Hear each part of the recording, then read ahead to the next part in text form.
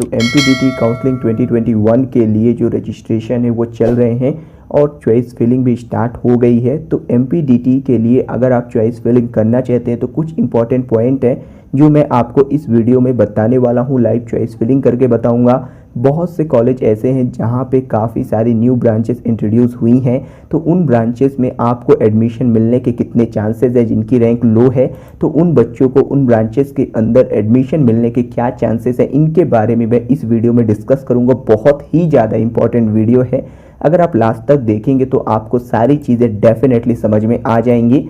तो सबसे पहले आपको अपने मोबाइल फ़ोन पे या फिर ब्राउज़र लैपटॉप पे सिंपली MPDT 2021 सर्च करना है। ये जो वेबसाइट आई है dt.mponline.gov.in, इस वेबसाइट पे क्लिक करना है। जैसे ही आप MPDT के ऑफिशियल पोर्टल पे एंटर कर जाएंगे तो आपके सामने कुछ ऐसा इंटरफेस ओपन हो जाएगा। आपको सिंपली ये जो इंस्ट्रक्शंस है इन्हें क्लोज करना है। इसके बाद ये जो ऑप्शन दिख रहा है सेलेक्ट कोर्स फॉर काउंसलिंग, इस पर क्लिक करके ग्रेजुएशन प्रोग्राम, फिर bachelor of technology full time, फिर अप्लाई फॉर काउंसलिंग। ये स्टेप मैं अपने 3 से 4 वीडियो में ऑलरेडी कवर कर चुका हूँ, बता चुका हूँ।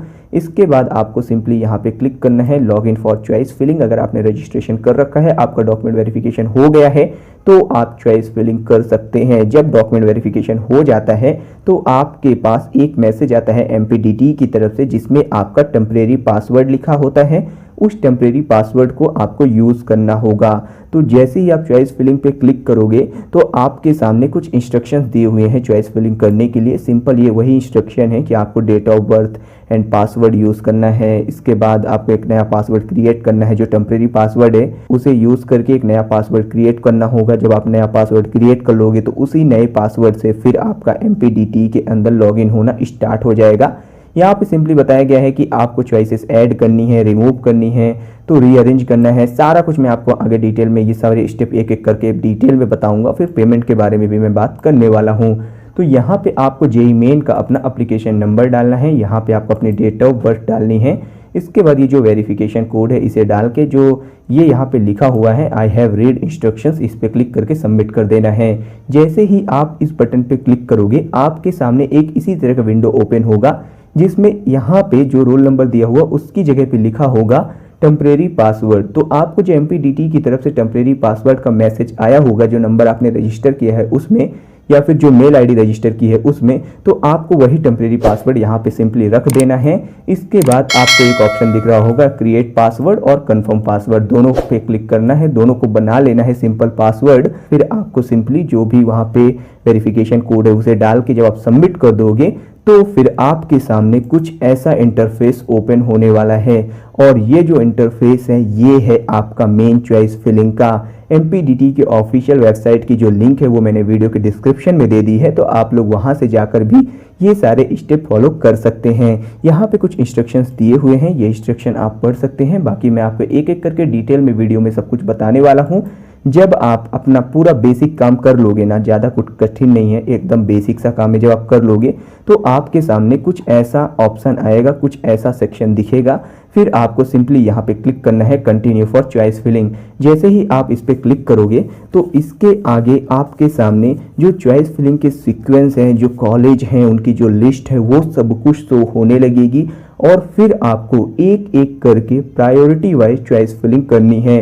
आपको जिस कॉलेज में आपकी रैंक के अकॉर्डिंग एडमिशन मिल सकता है आपको उसे टॉप पे रखना है। अपनी रैंक का जरूर ध्यान रखिएगा। सिंपली आपको इस बटन पे भी क्लिक कर देना है प्रोसीड फॉर चॉइस फिलिंग। इस पे क्लिक करने के बाद आपको यहाँ पे पासवर्ड मांगेगा, जो आपने टेम्परेरी पासवर्ड से नया पासवर्ड जनरेट किया था, तो वो नया पासवर्ड यहाँ पे आपको डालना होगा। मैं यहाँ पे सिंपली ये नया पासवर्ड डाल देता हूँ। पासवर्ड डालने के बाद एंटर करेंगे तो हमारे सामने जो कंप्लीट चॉइस फिलिंग का पोर्टल है वो ओपन हो जाएगा। ये ओपन हो चुका है। अब मैं आपको ये पोर्टल समझा देता हूँ एक बार। बहुत इंपॉर्टेंट वीडियो है, दोस्तों के साथ भी शेयर कर देना, क्योंकि बहुत से बच्चे मेल कर रहे हैं, व्हाट्सएप पे पूछ रहे हैं, इंस्टा पे पूछ रहे हैं, तो उनके भी डाउट इससे जरूर क्लियर हो जाएंगे। तो यहाँ पे डिवीज़न बताया गया है। डिवीज़न यहाँ पे भोपाल है, इंदौर है, जबलपुर है, रीवा है, ठीक है। तो यहाँ से आप डिवीज़न सेलेक्ट कर सकते हो जिस भी डिवीज़न के कॉलेज में आपको जाना है। इसके बाद यहाँ से आप सिटी सेलेक्ट कर सकते हो डिवीज़न वाइज।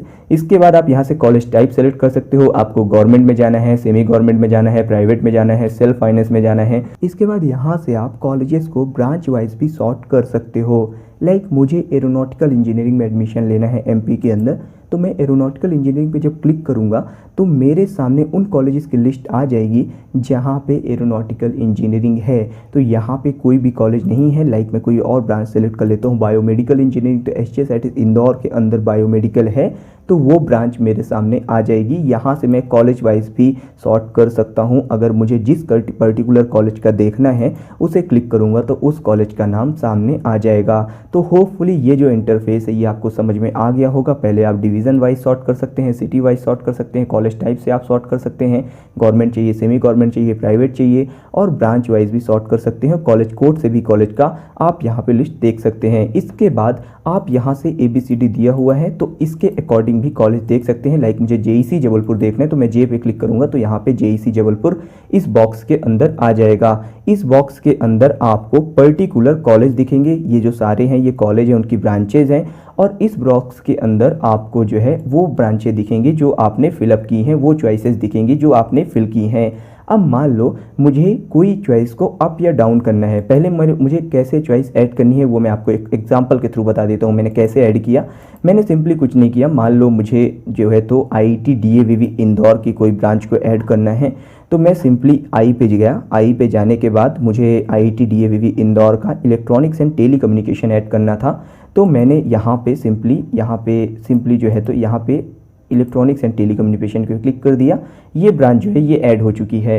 अब मान लो आपको इसे ऊपर करना है और किसी कॉलेज की किसी ब्रांच को नीचे करना है, तो सिंपली आप उस कॉलेज की उस ब्रांच पे क्लिक करो। जैसे इलेक्ट्रॉनिक्स एंड टेलीकम्युनिकेशन को मुझे ऊपर करना है तो उस पर मैं पहले एक बार क्लिक करूंगा, फिर आप पे क्लिक करूंगा तो ये देखो ऊपर जा रही है। ठीक है, इलेक्ट्रॉनिक्स एंड टेलीकम्युनिकेशन डाउन करना है तो सिंपली डाउन पे क्लिक कर दीजिए, डाउन हो जाएगी। मान लो मुझे जो है तो इलेक्ट्रॉनिक्स एंड टेलीकम्युनिकेशन को हटाना है तो सिंपली इस पर क्लिक करिए। इसके बाद electronics and telecommunication IIT DAVV का ढूंढिए और इसे अनचेक कर दीजिए तो ये गायब हो जाएगा। तो ऐसे ऐड होगा, ऐसे गायब हो जाएगा। यहाँ से अगर अप करना है तो सिंपली इस पर क्लिक करो, क्लिक करने के बाद इसे अप कर सकते हो।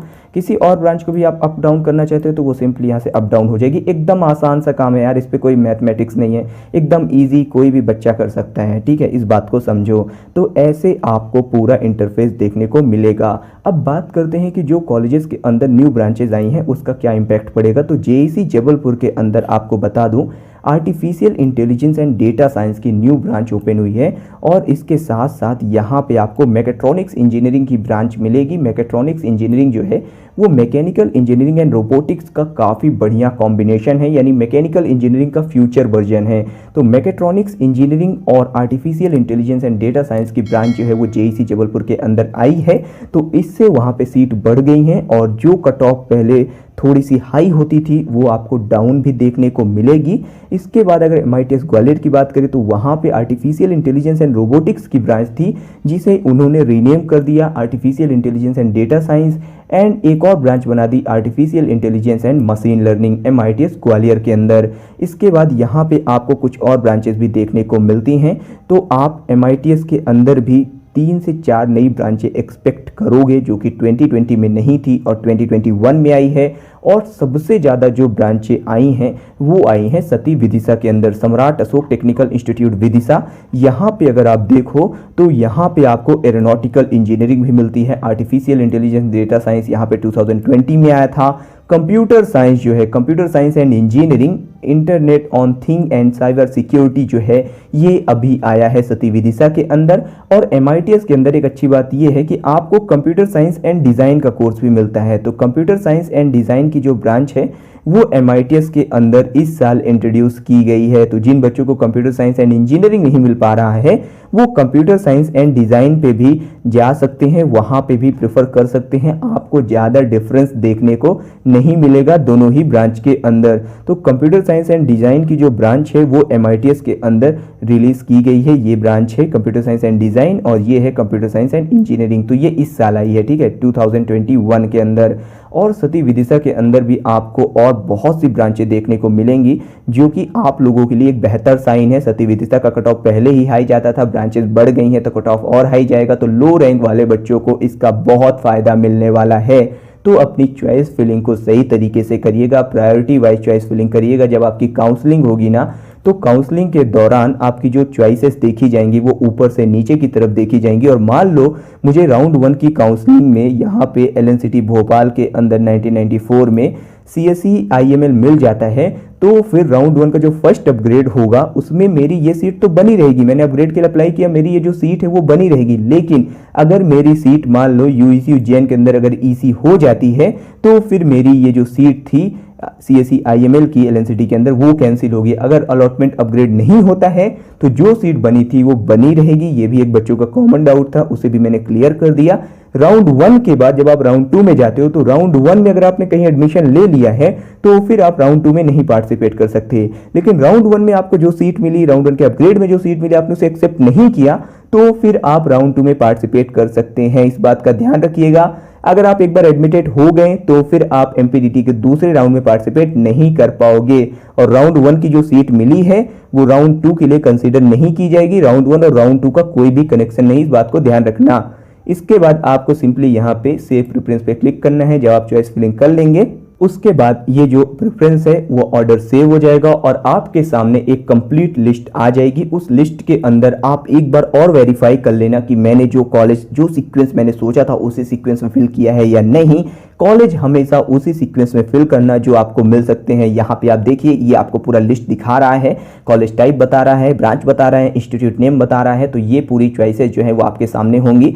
फिर आपको सिंपली इस पे क्लिक करना है वेरीफाई चॉइस पे। जैसे ही आप वेरीफाई चॉइस पे क्लिक करोगे तो जो नंबर आपने रजिस्टर किया है, जो मेल आईडी आपने रजिस्टर की है, उसके अंदर एक OTP जाएगा। उस OTP को यहाँ पे आपको एंटर करना होगा। जब आप OTP एंटर कर देंगे और यहाँ पे ये जो टिक दिया हुआ है, चेक बॉक्स दिया हुआ है, उसे चेक कर देंगे तो फिर आपके जो पेमेंट का ऑप्शन है वो आ जाएगा। मेक पेमेंट का ये जो ऑप्शन है ये आ चुका है, प्रोसीड फॉर पेमेंट। OTP डालने के बाद आप इस पे क्लिक करेंगे। आपको जो फी पे करनी है वो चॉइस फिलिंग की फीस 1400 एंड पोर्टल चार्ज 130 पे करना है और आपका चॉइस फिलिंग डन। मान लो किसी बच्चे ने चॉइस फिलिंग कर दी, उसकी चॉइस फिलिंग गलत हो गई तो उसे परेशान नहीं होना है। आप चॉइस फिलिंग एडिट कर सकते हो। चॉइस फिलिंग एडिट करने के लिए जो प्रॉपर टाइम है वो आपको MPDT की ऑफिशियल वेबसाइट पे देखने को मिलता है। तो जब चॉइस फिलिंग एडिट होना स्टार्ट होगी आप सिंपली 100 रुपीज़ का जो पेमेंट है वो आपको करना होगा। एडिट एंड री चॉइस आप कर सकते हो। जो टाइम है वो 27 सितंबर से 28 सितंबर के बीच का दिया हुआ है। तो जब आ जाएगा, जब चॉइस फिलिंग गलत कर दी हो तो थोड़ा सा वेट कर लो। 27 से 28 के बीच आपका जो भी चॉइस फिलिंग है वो एडिट हो सकता है। आप दोबारा से चॉइस फिल कर सकते हो। उसके लिए जो चार्जेस है वो 100 रुपीज़ ही पे करने होगा, कोई ज़्यादा बड़ा चार्ज नहीं है। ठीक है, तो ये कंप्लीट प्रोसीजर थी। चॉइस फिलिंग करते समय याद रखना कि वही सीक्वेंस फिल करना जो आपको मिल सकता है। ऐसा नहीं कि 80,000 रैंक आ रही है, आप SGS इंदौर का IIT फिल कर रहे हो, EC फिल कर रहे हो, ऐसे नहीं होता है भाई। ठीक है, ऐसा जो 100 बच्चे फिल करेंगे उनके 90 की उठा के चॉइस देख लो तो ऐसा ही होगा। भेड़ चाल नहीं चलना है। भेड़ चाल जो चलेगा उसे उसके अकॉर्डिंग कॉलेज नहीं मिल पाएगा। इस बार जो प्लस पॉइंट है वो ये है कि कॉलेजेस के अंदर सीट बढ़ी हैं और इसका बेनिफिट आप सभी को मिलेगा। तो इस बात का ध्यान रखिएगा। तो इसका बेनिफिट उठाने के लिए आपको चॉइस फिलिंग सीक्वेंस पे फोकस करना होगा। इस बात को ध्यान रखिए।